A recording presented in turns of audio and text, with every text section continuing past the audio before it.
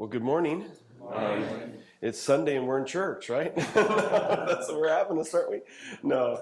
In any case, it's good to be here with you. My wife has learned how to make kimchi soup. My students had to help a little bit with that to get the right seasoning, the right spices, but we quite enjoyed it. It seems that in some of my classes, I have a few more Koreans than in others. They seem to come together all at once. And so I'll end up with half my class being Korean sometimes. And we had that great experience with this particular subject. About half of our class were Koreans, and so we enjoyed that cultural connecting. I believe culture enhances all of us. When we're able to engage in other cultures, it broadens our perspective on life. Because any one of us in our own culture tends to have a fairly narrow view of reality, of what the church should look like, how the church should function. But when we can begin to broaden that to other cultures, it enriches us. My wife is Brazilian, and so I've learned to embrace that culture. And they bring some things that are certainly beneficial. They're very, very strong in loving relationships and the social aspect. Brazilian culture is very good in this area. Some other cultures are very good at being on time, being organized. And I'll share something with you about one of a Korean pastor I had some fun with in a moment. But let's have a word of prayer as we begin. Dear Lord, as we look at how we can function as a healthy church, as a church that's vibrant, that's growing, we just pray that your presence will be here with us today. In your name, amen. What I wanted to share with you this morning is a little bit about a tool called Natural Church Development. It's a tool that assesses the health of a church, helps you identify areas that you're doing well in, areas of strength, and it helps you identify areas that need improvement or growth. And so the nice thing about this is we can guess in our church as well. We think this is not quite right or this needs to be adjusted and changed, but we might be guessing wrongly, right? We might be diagnosing incorrectly. And so the only way that we can have a correct diagnosis is if we have the correct tool to do that with. And so this tool called Natural Church Development is an objective tool that will help you assess your reality. Now, I had a fun experience shortly after I began working in the conference office in Texas. I was invited to a local church to do a revival weekend for them. And I arrived at Friday night and the church was packed out. I thought, wow, this is great working for the conference. People show up. And it wasn't that way at all. It was this church was packed out all the time. They were crowded. And they had a Korean pastor, but a largely Caribbean congregation. Caribbean, African, few Anglos. And so they were coming into a cultural clash. Because what happened is the Korean pastor wanted church to end at 12 o'clock right on time. That was the way to do church properly. Well, his Caribbean and African-American church and the other cultures that were there wanted to more freely express themselves in the Spirit. And they felt like ending at 12 o'clock was hindering the Spirit from working the way that they felt that should happen. And so here, did you see the challenge there? One saying you've got to end at noon. That's how church is done properly. We have to be on time in everything we do. And they're saying, no, we need to freely express our experience. And that may not end at noon. That may continue well after noon. So their church was healthy in many regards, but this one area was an area that was holding them back. And the pastor realized that he needed to adjust his cultural approach, his perspective on what church should look like to match the congregation. That it wasn't an issue of right or wrong.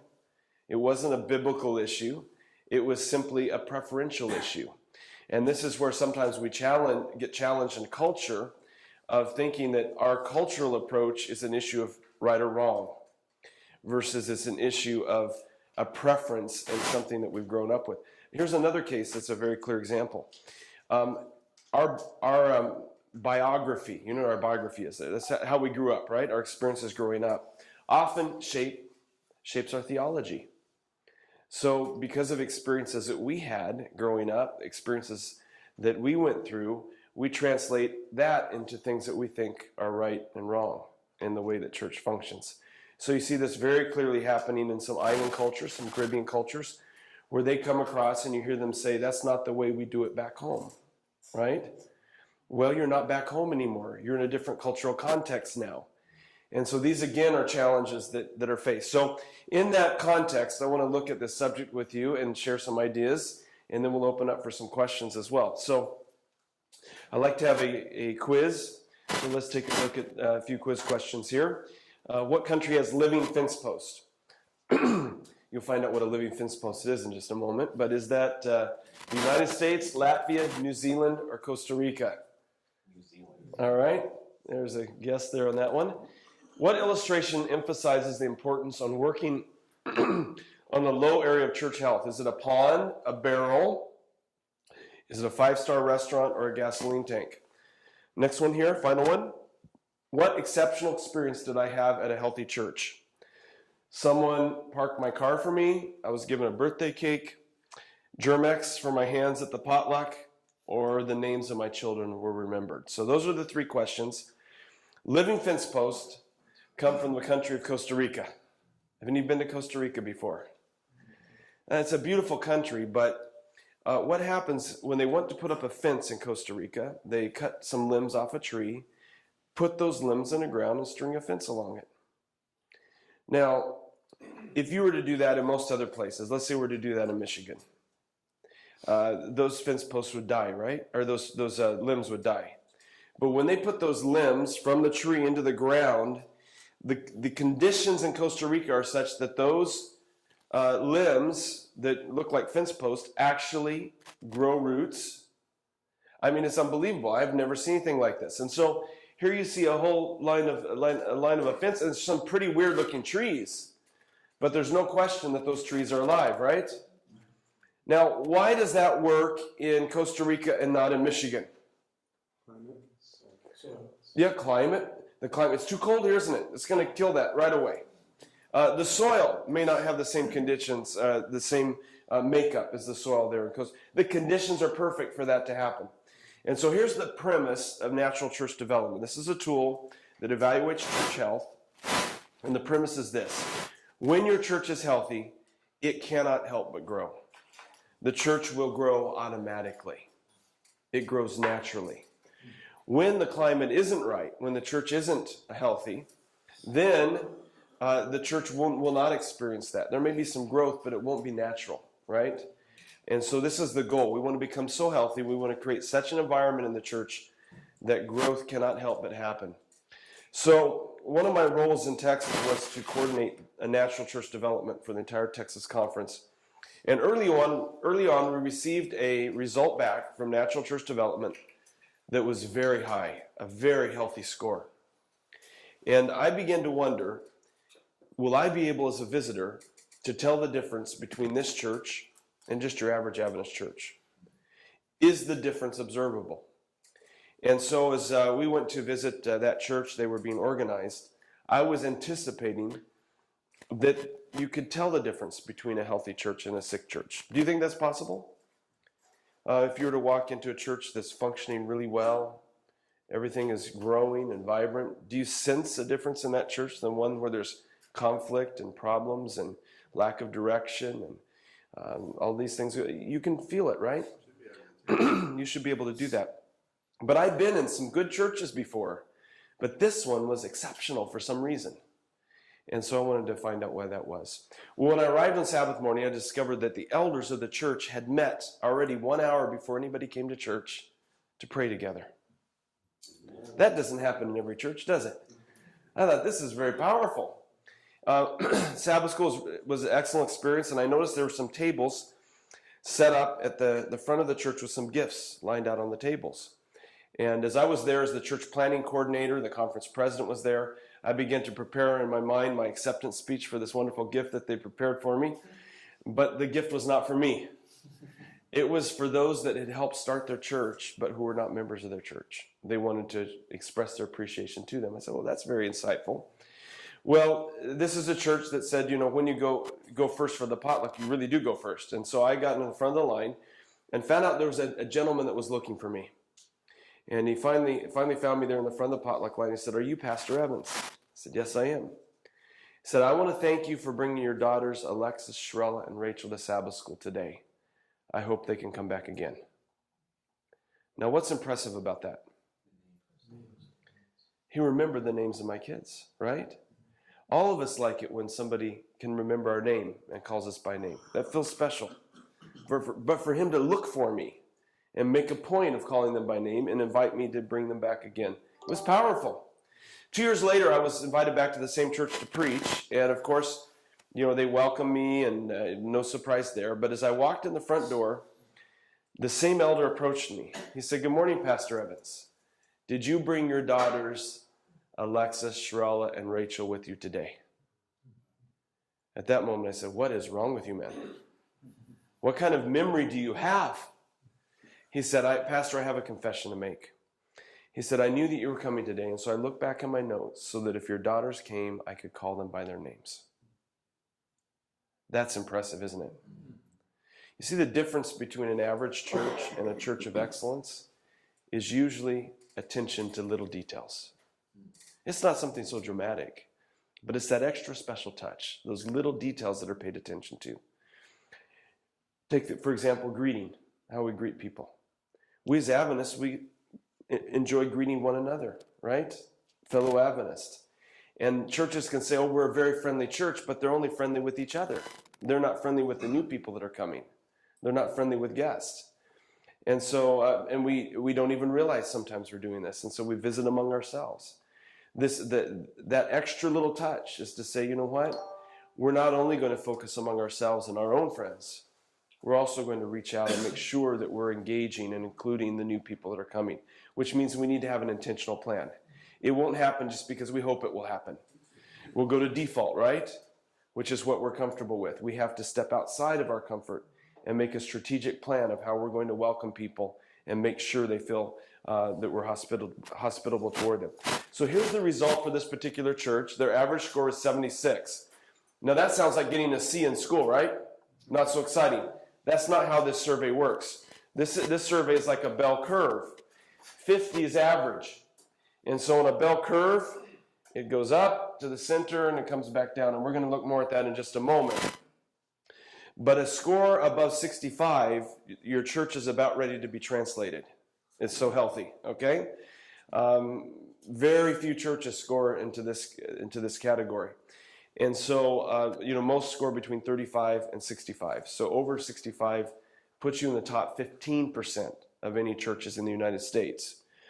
Now, each country has their own cultural norm in terms of the survey.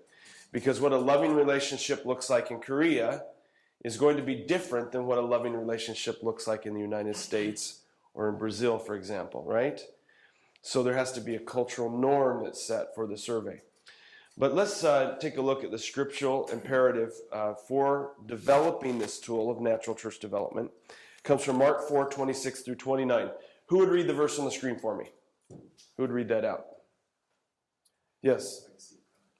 The kingdom of God is as if a man should scatter seed on the ground, and should sleep by night, and rise by day, and the seed should sprout and grow.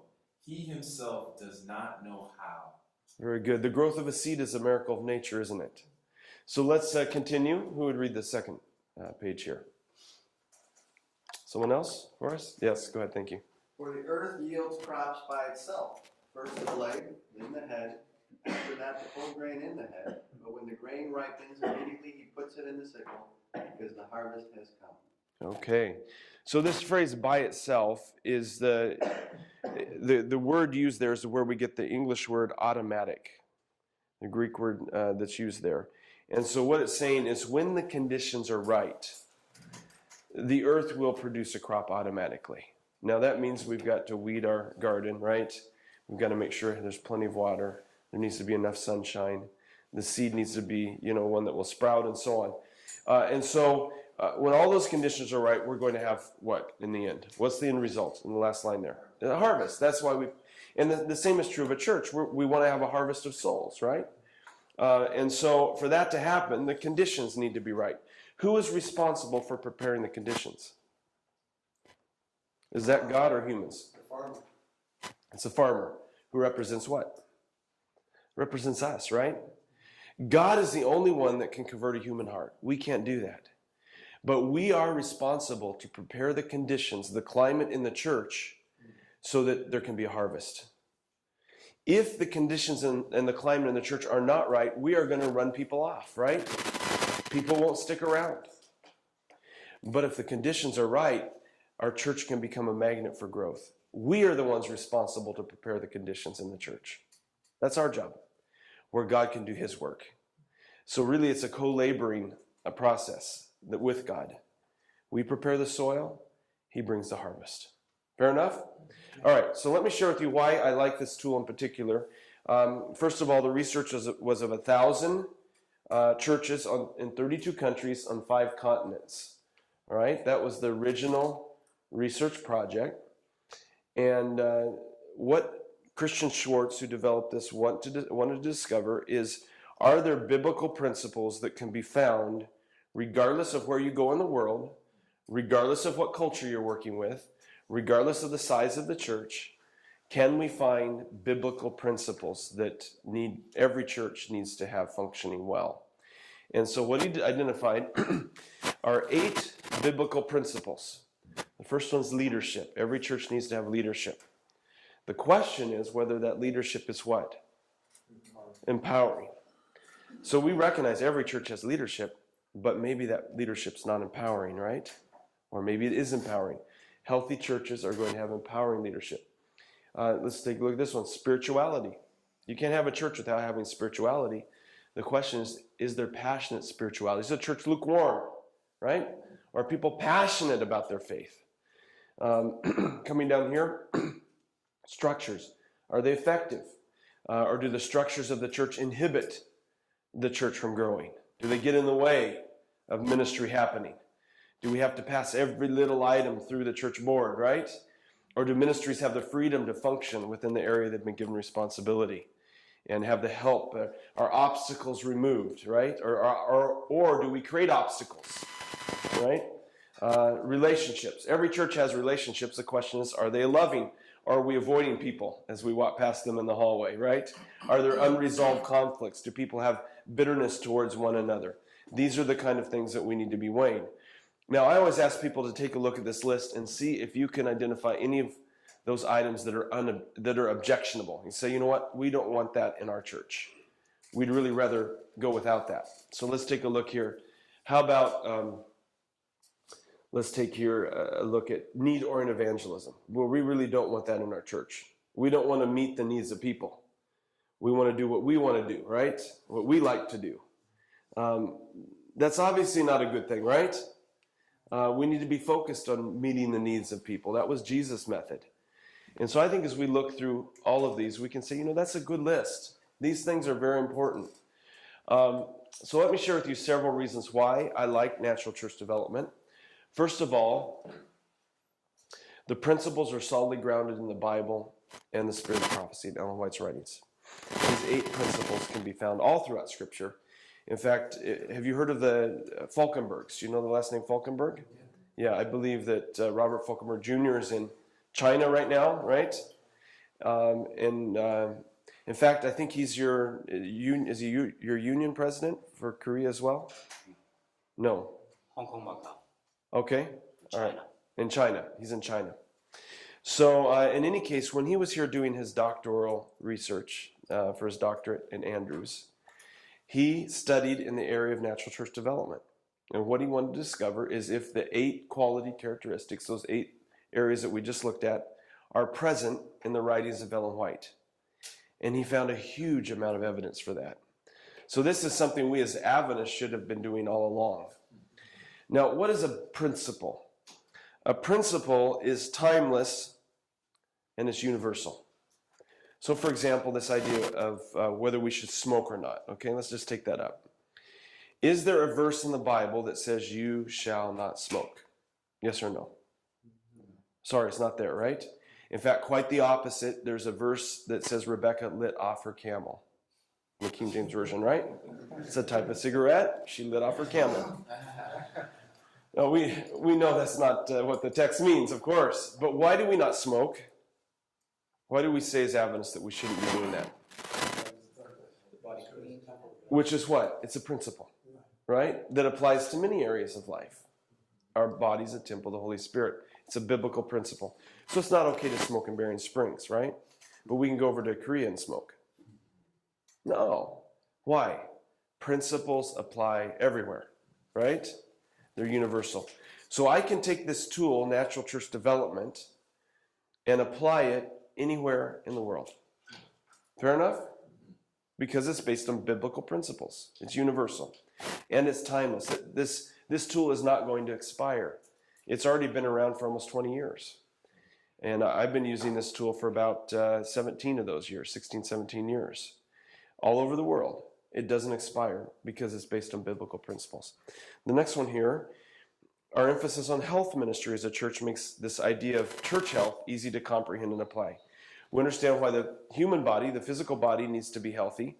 It would make sense that the church body should also function in a healthy way. This has made it very easy for Adventists to just grab onto this. We say, oh, it makes sense. We understand the concept of a healthy body, and it should apply to the church as well.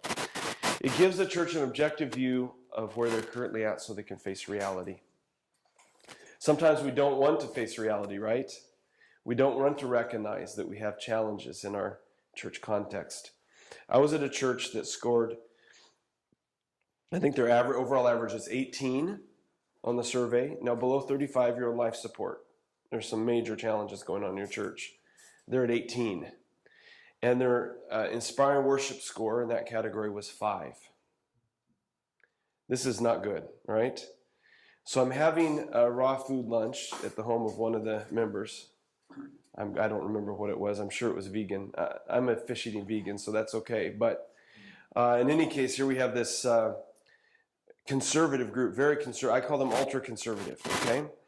And I'm having lunch at their home, and they asked me, what kind of worship does the other group want anyway? Now, the interesting thing is the ultra-conservatives were concerned about what the conservatives wanted, okay? There's no middle ground in this church. There's only one liberal in the whole church. And everybody else is either conservative or ultra-conservative. So the ultra-conservatives are saying, what kind of worship do the conservatives want anyway? They're scared to death about it. So I said, this is very interesting because didn't all of you take the survey? And they agreed, oh yeah, we took the survey. Well, if your score is 5, you contributed to that result, which means that none of you like what you have. They didn't like what they had, but they were desperately hanging on to it because they were afraid of change, right? They needed to face the reality that they didn't like what they had either. And so change was important if the church was going to become healthy. Next one here, it gives a church hope. There's something practical that they can do to improve their church. Whenever we talk about natural church development and I share the results with the church on Sabbath morning, this is your results, this is how you scored. I invite the church to come back on Sabbath afternoon to be a part of helping to identify some tangible steps that can be taken to see the church improve.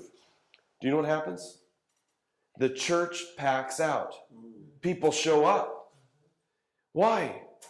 They want to be part of a healthy church. They just haven't known how to do that.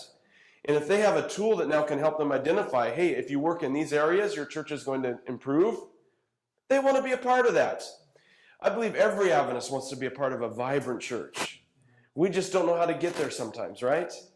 We've been so accustomed to being a part of something that's not functioning well that we no longer know what we need to do, what healthy even looks like, right? And so if they can identify, hey, we do these 3 or 4 things, our church will improve, let's do it. We want to be a part of that. So I like that. Next one here, it's not a one-time program. Used properly, it becomes part of the life of the church. I really want to challenge you on this. We've had a number of Adventist churches that take the survey, they do it one time, and they say, oh, now we've done natural church development. That's not the purpose. First of all, you need to do something with the tool. You actually need to apply it to your church. But then you need to test again to see, did we actually improve those things that we needed to improve in? Now, where do we need to improve? You see, this side of heaven, churches will struggle with being healthy, right? We have an enemy that wants to sow weeds among the good seed, right? That wants to get us distracted, wants the cares of this life, the worries of this life to come up and choke us, right? So we know that there has to be intentional care for the soil. This is an ongoing process. Just as you have to prepare the soil, if you plant a garden, you have to prepare it again the next spring, right? You can't just start up where you left off. And so we need to retest on an annual basis every year and continue working on our church health. Healthy churches find success at keeping new members who join the church. However they join the church, be it through an evangelistic meeting, through personal Bible studies, if your church is healthy, your church becomes a sticky church. People come and they stay. You don't have this revolving back door that keeps people leaving because their needs are not being met. They become engaged in the mission of the church with you. And so I believe this is one of the most powerful arguments for using this tool, is we put such effort into winning people. We want to keep them once we've won them, right? A healthy church is able to do that. The final one here, the natural end result is that church more effectively reaches the harvest and multiplies daughter churches. Healthy churches pass on their DNA to future generations, right? And so this is something important that will become part of a healthy church. So what he discovered, with the average being 50, declining churches consistently score below 50 in each of the 8 categories. Healthy churches growing churches consistently score above 50. So there is a correlation between your church growing and your church being healthy. That's the concept, right? So this is what a survey will look like. If you get a result in all the categories, today if you were to order the survey for your church, it will come back looking something like this. Here's the average point. Okay, so which categories did this church score above average in? If you can read it. What's the first one? Right here. So average is here. So 56 in gift-based ministry. What other categories? Okay, and? So 3 categories above average, right? What category did it score the lowest in? Okay, and it scores 34. How good of a score is that? Not good. So if this church says, you know what? We really want to work on our worship service and make our worship service even better. Is that a good decision? Well, we want to have a great worship service, but will that help the church grow? No. Because if people come to that worship service, but then they notice people don't like each other, they don't love each other, and they're not behaving in loving ways, we've got a problem, right? So this church may want to work on what it's good at, but what's holding it back is what it's not as strong in, which is loving relationships. And until they can improve this area, their church really will not flourish. So that's the value of having taken the survey. Now, showing here that we have the main 50 average, above 65 is that area where a church is just really doing very well, and below 35 is that dangerous zone. Some churches, all their scores are below 35. And some churches, all their scores above 65. So, but there's 2 goals really with natural church development. One is you want to get your overall score up. But the other goal is we want the scores to come together, right? We want them to be similar to each other. So we want to decrease that spread. So here, in this particular church, you have a 34 in loving relationships and a 63 on inspiring worship. That's a spread of 29, okay? You want the spread to be less than 15. So actually a church could have a little lower average, but all the scores closer together. It might be a healthier church than one that has a bit higher score. Here, for example, you may have a really powerful preacher, you may have a really powerful praise team, and it looks nice, but things aren't working if you go under the surface a little bit, right? So because they have that really high worship, their overall average has gone up to 47. I'd rather see a 45 with the scores closer together, right? Because there's more balance. So if they try to push this higher, it will stretch the church to the point of a high level of frustration. And could even cause a church to split. All right. So here we have the categories 35 to 65, 70% of churches score there. Those above 65 should become a resource for other churches to find out what it looks like to be healthy. And those that are below 35 actually need somebody from the outside of that church to come in and help them get well. Why? They've been functioning at a very unhealthy level, they do not now have the resources within themselves to become healthy. Once you dip below the 35. The lower you go below 35, the worse it is. Okay? So, here's one church. This is not far from here. This was their first survey. Their health has increased dramatically since this time. This is one that I take my students to visit because it's an example of a church that when you start out, your score might not be very good, but as you work on becoming healthy, your church will grow numerically, but also the health of the church will increase. So they've had some tremendous improvements, but this is their first result. Average score is 38. And their low category is which one? Loving relations with a 30. Not a good score there, right? Their highest area is passionate spirituality with a 47. So they averaged to 38. So as we look at, here again are the 8 quality characteristics. This is their score, their result as it came back. You can see this spread here. They don't have any score that's above average for their church. This is the very first survey.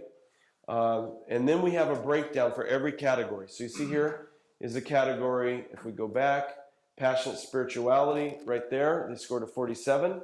So now we can go into that category and see which areas they're doing well in and which areas need improvement based on every question on the survey. So these are the questions from the category passionate spirituality. You see, the Bible's a powerful guide for me in the decisions of everyday life. 67, is that good? That's a great result, isn't it? Top 15% of churches with that score. But how about this one? Our leaders are a spiritual example to me, a 38. I'm enthusiastic about our church, a 38. Do we need some work in those areas? So how are we going to figure out what work we need to do? Let's take this question, our leaders are spiritual examples. Let's say this was a church right here, okay? What I would do in this case is I would hand a Post-it note. You know Post-it note, right? I would hand a Post-it note to each one of you. And I would ask you to write down one reason why we scored low as a church. This is our church right here. Why we scored low on that question. Write one reason down. Well, Brother Kim is being rude to people. Now, if I get 5 Post-it notes that write that down, there he is. If I get 5 Post-it notes that write that same comment down, then I know we've identified the problem, right? There he is.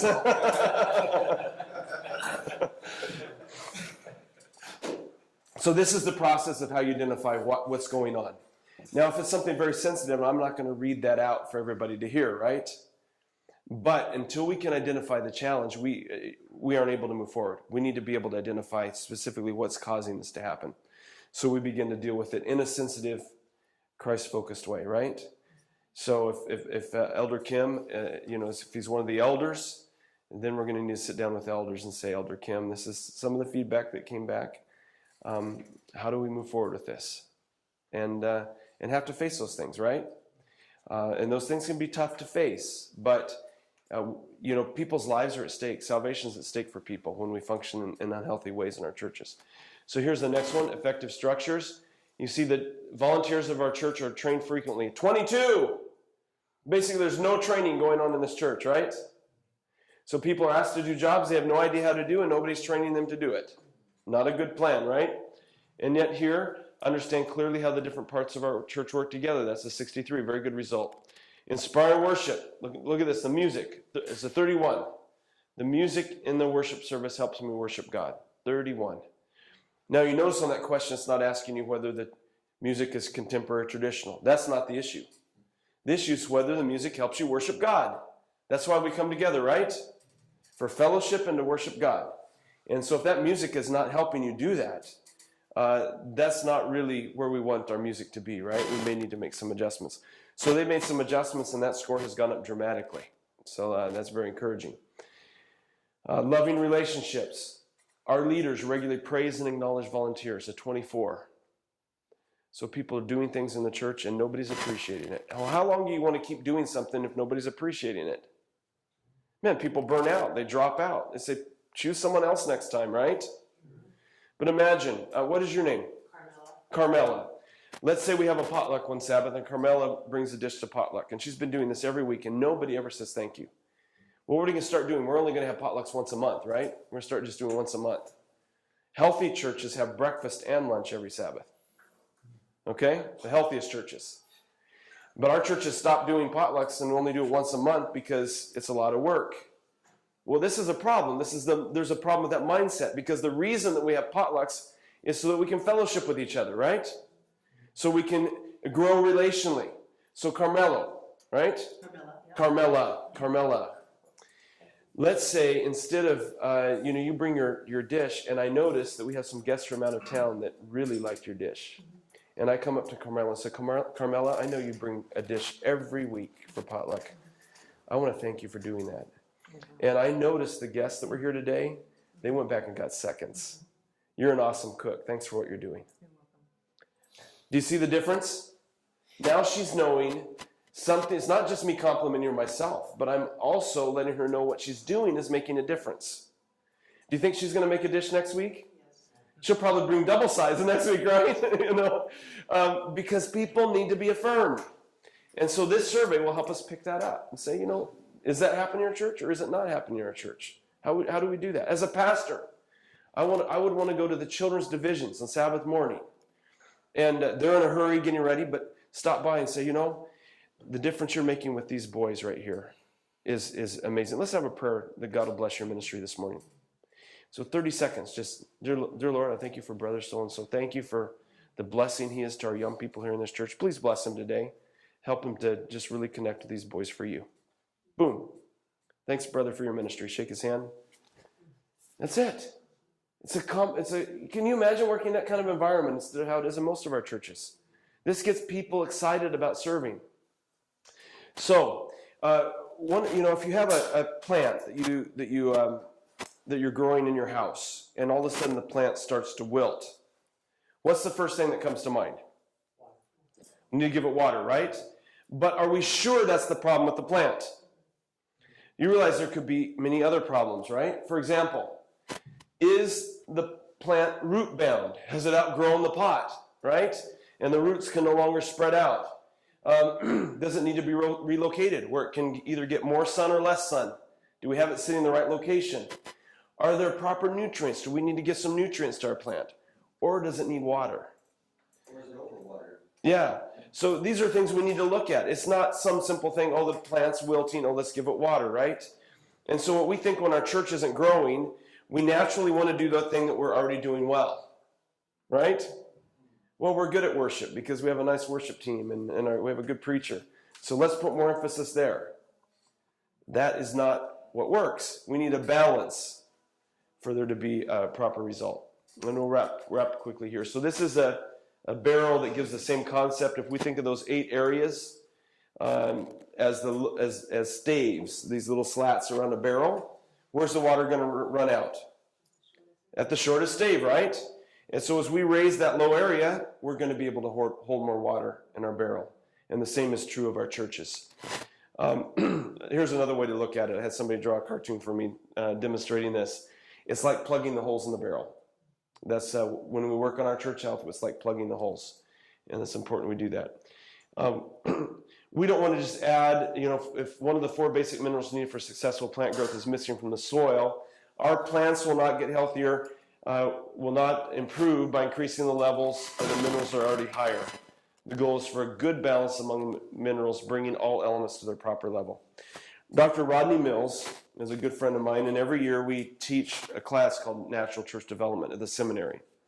And you're welcome. It's a weekend intensive, so you're welcome to come. It's going to be in April this next year. It'll start all day Friday, all day Sabbath, all day Sunday. And so you could come in and be a part of that if you like. But his study was of 100 Adventist churches that had taken the survey. Here's his question. When he would call up, the church that took the survey, said, you took the Natural Church Development survey on such and such a date. They said, what survey? They would go on the pile over here, right? What survey was that? And then other ones, he would ask the question, can you identify one thing that you did to work on your low area? And if they could identify just one thing even that showed that they used the tool to try to improve their church, they would go here. So he had 50 churches that took the survey and didn't do anything with it. 50 of them that took the survey and did something with it. He wanted to measure is there a difference between these two churches? And here's what he found. It's very, first of all, you need to know what can you measure, objectively measure. And of course, there are baptisms we can measure. We can measure tithe, offerings, and membership. All four of those are tangible measurements that we can look at in a church. Here is what he found. Those that took the survey and did something to work on their low area went up significantly in all four areas. Those that took the survey and did nothing with it became worse than they were before. They didn't just stay the same. They declined. And really it's a symptom of an unhealthy church, isn't it? You vote something, but you don't follow through on it. And so really it makes sense then that they would decline. So this is really good news in terms of taking the survey. You can almost do anything to try to improve your church as a result of the survey.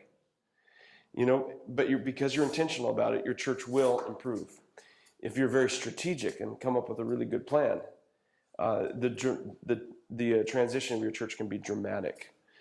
When I arrived at North Dallas, we were one of the probably first 5 Seventh-day Adventist churches to take this survey. Our average score came back at 47. That's pretty average, right? Now, I was a little disappointed in this because we had new people coming every week. I thought we had a very vibrant church. But our score is 47, which told me there's some challenges that we needed to deal with. For the next 16 months, we focused on becoming a healthy church. And when we retook the survey, our score had gone from 47 to 59. Now, 65 and above is very healthy, right? So this was a dramatic improvement. But what difference happened in the church during that 16 months? During those 16 months, we baptized 60 individuals. Our average attendance grew by 100 individuals. We paid off a $250,000 church debt during those 16 months. And at the end of the 16 months, we planted a church and sent 90 people out to plant a new church. The mother church closed down the Sabbath of the church plant and went up to celebrate the birth of their daughter church. We had 550 people attending the opening Sabbath of the new church plant. That afternoon, the church plant came back and we burned the mortgage with the mother church being debt-free. Healthy churches, things happen. And it's exciting to be a part of a church like that. But it started not because we say, oh, we want to grow. It started because we said we want to be healthy. And when you're healthy, you grow naturally. So natural church development can be utilized to reinforce strengths and remove cultural weaknesses that are impeding growth. I planted, Paul says, Apollos watered. Again, we're responsible for the soil preparation, but it's God that gives the increase. So let's take a look at our quiz. What country has living fence posts? I have it highlighted there, Costa Rica. There we go. What illustration emphasizes the importance of working in the low area of health? A barrel. And what exceptional experience do I have at a healthy church? The names of my children are remembered. Okay, here's my contact information. If you'd like to order the survey, you can do it online at NADI.org, North American Division Evangelism Institute, or you can call this phone number. The person to talk with is Andrea. The survey costs $250. You will give it to 30 individuals in your church that are active in ministry. That's a requirement. They don't have to be all your board members. You can do that if you want. But the qualifying requirement is that they have to be active in some kind of ministry. Okay? That's it. You don't want to give this to your guests. It's not geared that way. Okay? And so, in fact, it really fits that biblical principle. As goes the leader, so goes the church, right? Healthy leaders, healthy church. So, in any case, this is how you get a hold of it. And I guess right now we can just open up for questions. Yes. All right. Yes. So the 1,000 churches in the initial study were all Adventist churches? No, this is a cross-denominational study. So who initiated and funded the research? This was done by Christian Schwartz out of Germany, and it was done in the mid-90s. So this has been around a long time. Adventists have been involved from the very beginning. So have we done an Adventist subpopulation study to validate whether Well, it applies to us? it does apply to us. What we have is we have the cumulative results of all the Adventist churches in the United States who've taken the survey, and lo and behold, our average is about 50. So it says, when you put that large of a number, because there's been hundreds of Adventist churches that have taken it, you put that large of a number together, we come out as about average in terms of the overall result. Here's the interesting thing. What it has shown us is what we as Adventists are really good at and what we struggle with. Our highest area is passionate spirituality. Our second highest area is need and evangelism. Now, very interesting, several years ago, it was the other way around. Need or evangelism was first, passionate spirituality was second. But as you remember, 1999 was the year of evangelism. And a lot of churches became very focused on evangelism. Well, that showed up in how our results came out for natural church development. It impacted the health of our churches in that area. But now it's flipped. So now passionate spirituality first, and then need or evangelism second. Our lowest area is holistic small groups. But there's two questions that have been the lowest for Adventist across the board. And this is, I think, true of almost any country you go to, where Adventist churches. So we have cultural strengths and weaknesses. We're very strong in reading the Bible and applying it to our lives. We're very strong in praying for our friends who don't know Christ yet, that they'll come to a relationship with Jesus. Adventists score off the charts high in those questions. But I can rely on my friends in church, and in my church it's possible to talk about personal problems. Both of those are extremely low for Adventists. So what it tells us is that, we culturally focus more on the head, on knowledge, than we do on the heart and relationship. And I think it's true. I think that's a fair analysis. But it doesn't mean that's not important. Yes, it's important to focus on knowledge and correct theology and doctrines and teachings of Scripture and the authority of Scripture. All those things we do very well at. But if we're not vibrant in our relationships, we're not balanced. We need to worship in spirit and in truth. It's a holistic approach when it comes to spirituality. So we need to figure out ways to grow our relationships, our relational vitality in our Adventist churches. So yeah, we can extrapolate all sorts of information now. By the way, the headquarters for natural church development, the national partner, because every country has a national partner, is the Seventh-day Adventist Church. And the headquarters right here at Andrews University. So Peter Sinkala is the contact person for that. So, and you know Peter. So it's very good. I mean, our hands are all in this, and we're very engaged. So, and here's one thing I'll challenge you with. If somebody says, well, we shouldn't do this survey because it wasn't developed by Adventists, that's a bunch of hogwash. Let me tell you why. All truth is God's truth. We have a hymnal, right? Do you have a hymnal here? What percentage of the hymns were written by Seventh-day Adventists? So are we ready to go in the hymnal and start ripping out hymns that aren't written by Adventists? No. So why are they in the hymnal? Because those particular hymns fit our theology. So we're okay to sing a hymn written by Charles Wesley, right? Because it fits. There's nothing objectionable theologically in that hymn. There's nothing objectionable theologically about those 8 quality characteristics. They're all from Scripture. We could have invented NCD, but we didn't. However, we've been a part of it, and we've been finding it to be very helpful for our Adventist churches. So we don't need to reinvent something just because it wasn't invented by an Adventist. We don't need to rewrite all the hymns and make sure they're all written by Adventists. There's beautiful hymns here that speak God's truth. I hope that makes sense to you. And so what motivates people that get really excited about this and say, we're bringing merging church or some sort of nonsense thing. Not at all. This has nothing to do with that, okay? What I tell them is this. Do we lose people that join our church? Do we lose people sometimes that join our church? Well, you know what? If our church was healthy, we wouldn't be losing those people. Oh, well, if that's the case, then we need to become healthy, because we don't want to lose our young people. We don't want to lose new members.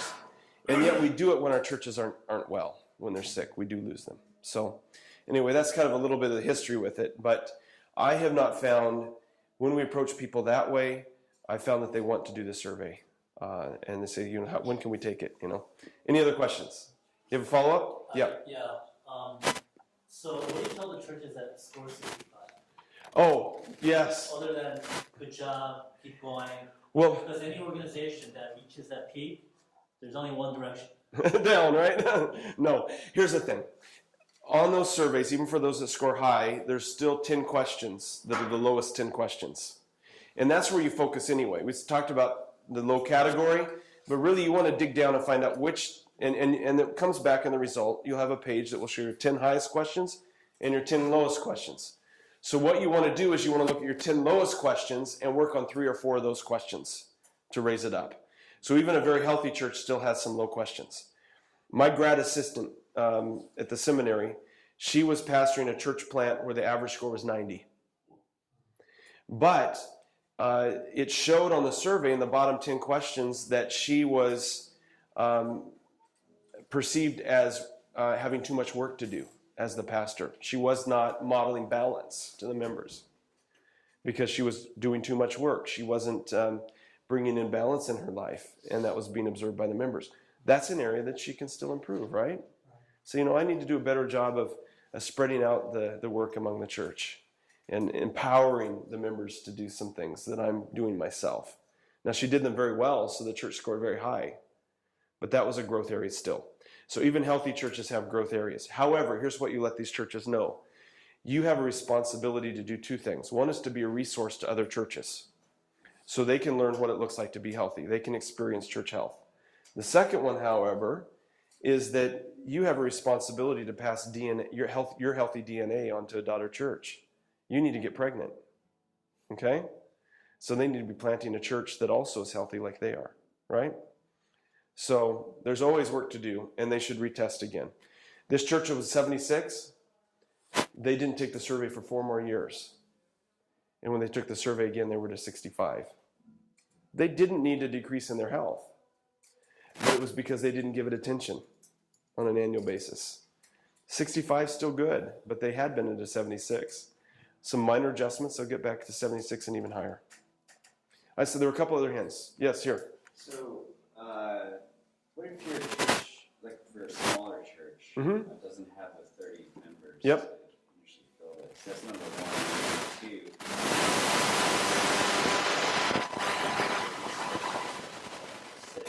Great questions. Well, you guys are really asking good questions. You're awake this morning. That's good. If you have a smaller church, if everybody takes it, it's 100% accurate.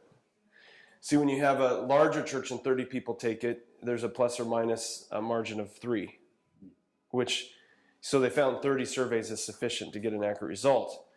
But if you give it to everybody, it's 100% accurate, right? So if there's only 18 people to take it, it's a 100% accurate result. Your second question was, repeat again? So the problematic areas that were identified, you gave an example of section. Oh, yes, resources. Yes, resources to help with that. Well, we hope that the healthy churches are resources. And so your team that's working on improving health can go visit a healthy church. For example, hey, there's an area we scored low on loving relationships. We can give you the names of churches that did well in that area. And you could either give them a call or go visit them. So that's one way to get other Adventist churches. So we're applying something that works in our context, right? The other one is we have a booklet that introduces natural church development for Adventists. It's written by Russell Burrell and myself. And I would encourage you to pick up a copy of that for all of your leaders in your church, all your elders or all your church board, so they can read that, because that explains each of the 8 categories, showing Ellen White and Bible support, as well as it gives for every category 1 or 2 ideas of a health boost of how you can improve that category. But the point we make is we don't want to be prescriptive. We don't want to say, oh, do this in your church, because what works in your church may not work over here in this other church. So there's a discovery process, and that's where you put a team together that begins to try to discover what can we do here in this church that will help improve this question or improve this area. And so there's resources, written resources, as well as visiting or calling healthy churches to find out. I'm also willing to be a resource on that when we get the surveys that come back. Some churches will give me, or pastors will give me a call, or teams that are working on it will give me a call, and we'll go through the results together. And I can learn a lot just by looking at the results without ever having to go to a church. I had a lady call me one time. It was so interesting. She said, we got our results back, and I want to call you because I think we fixed our problem. I'm like, really? So I said, let me take a look at the survey. So I opened up the survey, and she said, the problem was our pastor, and he's gone now. So believe it or not, I looked up the survey, looked at all the results, and I said, you know what, sister? You fixed your problem. Well done. Because there are a few key questions that really reflect on the pastor, and for example, there's 2 questions related to the preaching, the sermons, and so on. And those were negative results, or almost negative results. Whereas the rest of the survey is very high. And the reality was he was beating up people from the pulpit. And it was destroying the church. But they were healthy enough to say, this is not good. You've got to go. Right? So that's unusual. what I tell pastors is the longer that you stay at a church, the more responsible you are for the health of that church. Because if the church is unhealthy and you fail to deal with it, even though sometimes it can be painful, change is painful sometimes, you have to navigate that process with your church to get the church well. And so it doesn't matter how your survey comes out on your first survey so much, it's what you do with it after that. If that makes sense, yeah. So you mentioned there were churches that took it seriously and others that. And Yeah. Can you give some insight into like how to encourage a church to act on the survey results? I guess. So rather than just take it and say, "Oh, this is interesting," they put it in the file cabinet, Well, right? I mean, a lot of times because for example, as physician, I'm a physician, and so we get feedback on like patient satisfaction, things like that. And there are some people that look at it as like, oh, this is hogwash, and Right. toss it aside. And I'm not sure if so. And I just wonder if there's a way to promote activity on a survey. Right. The best way to do that really is to have a small team that's identified that's going to follow through with the survey. So it's a church health team, so to speak. And I encourage the pastor to be on that team. But a team of individuals that are really interested in the church becoming healthy. And you'll know that after people read through the booklet, after they hear a little bit about it, you'll know that there's certain people that say, you know what, we can do better than this. We want to be part of seeing this church move forward. So you have that group committed to come back with some recommendations to the board. And anytime we vote something on the board, there always needs to be a name that's responsible to follow through with that vote, right? And so if we can do that, I like to immediately do a post-it note process with the whole church so that everybody has a chance to be involved. Hey, church, we scored low on I can rely on my friends at church. Why do you think we scored low on that question? And have all the members write down a post-it note. Turn it in. That is a resource then for your team that's working on church health and be able to identify, well, this is why we're not doing well in that area. Or the music is not inspiring, inspires us, and that's low, to collect the post notes, find out what's going on. In this particular church that we looked at, there was a dear old lady who played the organ very slow. And she's very sweet, very committed to the church, but I mean, people just couldn't get into praising God because there was no tempo to the music. It just barely drug along, And so they were all able to identify that. They offered her the opportunity to play for first worship service rather than for the second one because it was a smaller group there, an older group that came out for first worships. I think it would have been a good match, and it was a way to keep her involved.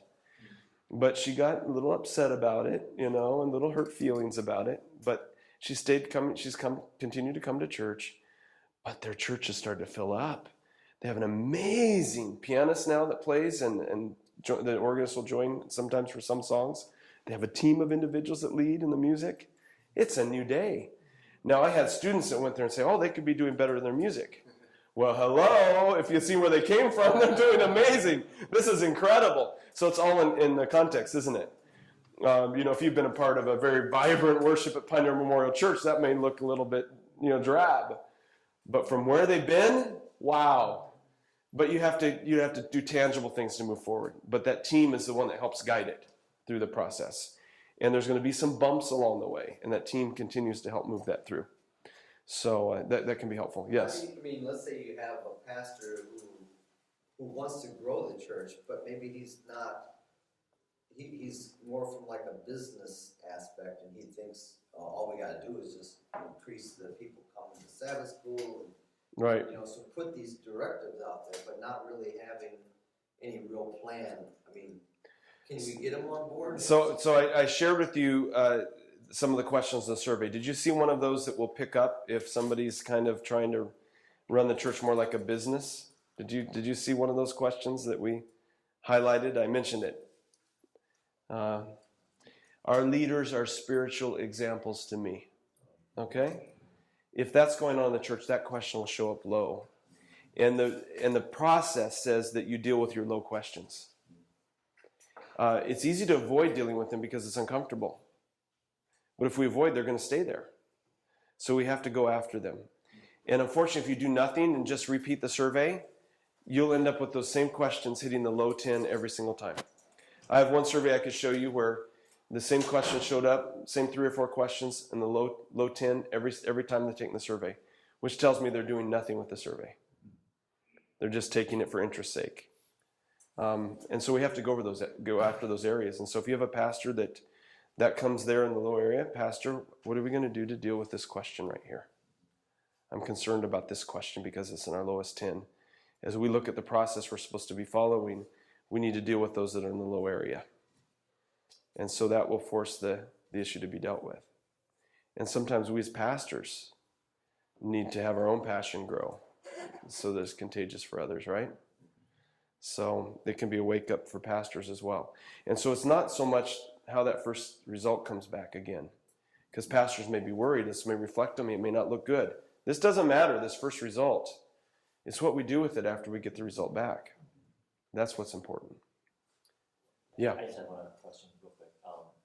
So is it a purely like numerical survey, or is there room for context? So, I really don't like, some aspect, but let me explain why, and everything else they're doing fine except for this one little tiny aspect.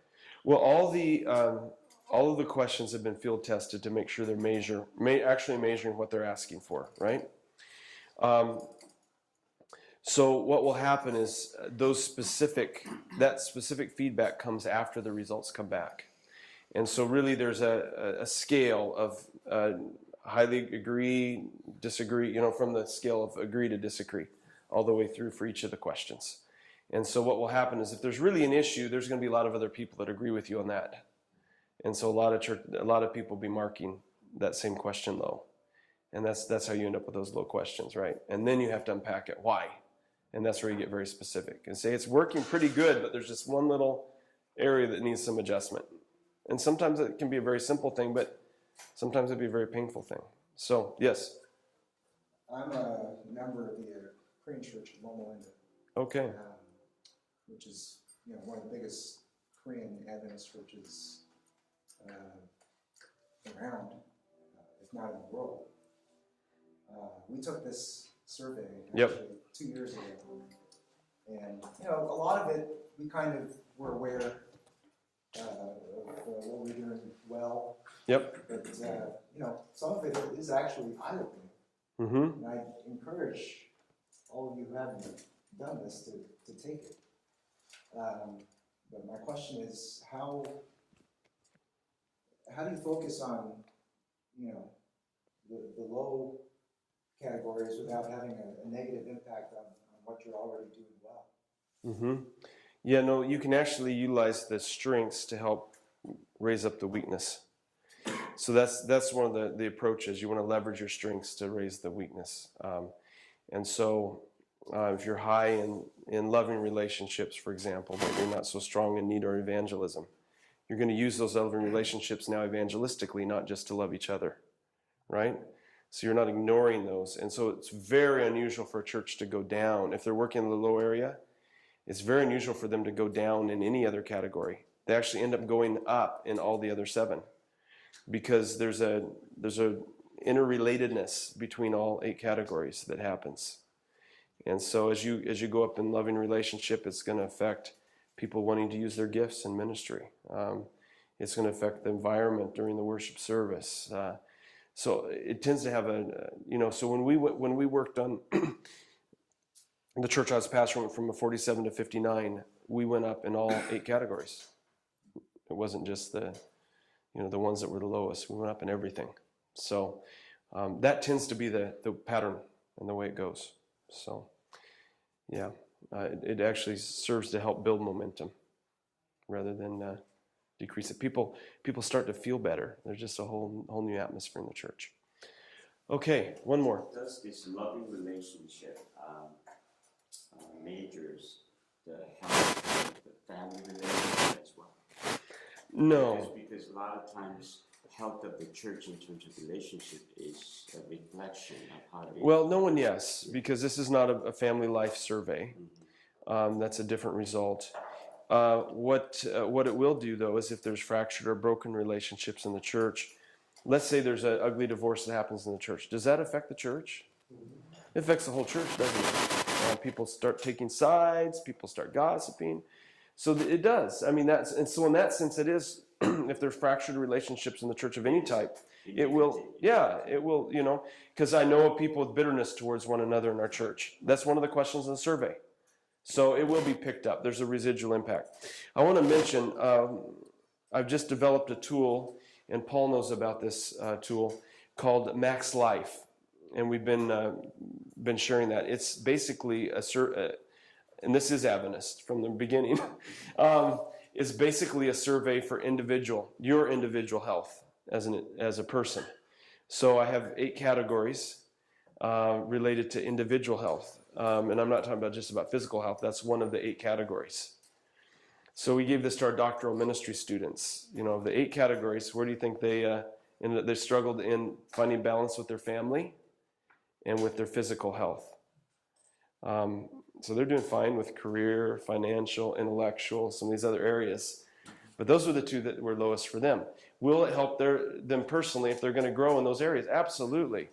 So I think this will be a complementary tool to natural church development in the future, where your leaders can take this individual evaluation and grow themselves to be more balanced as individuals. Because it's really healthy individuals that make up healthy churches, right? Have conferences bought into this as a valid tool? Natural church development? Depends on the conference. What happened is a number of years ago, when NCD first came out, the only result a conference will get would be the score for each of the 8 categories, or the church would get the score for each of the 8 categories. Unfortunately, a lot of people didn't know what to do with that. It's like, okay, we're low in effective structures. Well, what does that mean? What do we do? And so they did nothing with it. And so obviously you're not going to get a very good result if you do nothing with it. I was in Texas, and at the time we would go to a church, they say they scored low in empowering leadership. I would do the post-it notes and say, why did our church score low on that? And we'd figure it out, and we'd be able to do something with it. But a lot of churches didn't know to do that. And so some gave up on the tool very early in the process. Well, since 2007, we've been able to get a full result for all 86 questions on the survey, your score. So now you can go to Empowering Leadership and see exactly what it is in terms of the questions in that category that were high and the questions that were low within that category. And then we can focus on the bottom 10 questions, which are much more specific. You still want to do the post-it notes, but you have a pretty good idea when it comes to Inspire Worship, which area of Inspiring Worship was low, right? So it's a much more helpful tool because of the full disclosure you have on all 86 questions. So to answer your question, there's some conferences that are very involved in natural church development. Texas has been from the beginning.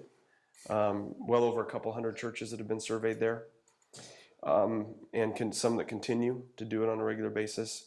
Ontario Conference is very serious about NCD. And there's some others as well.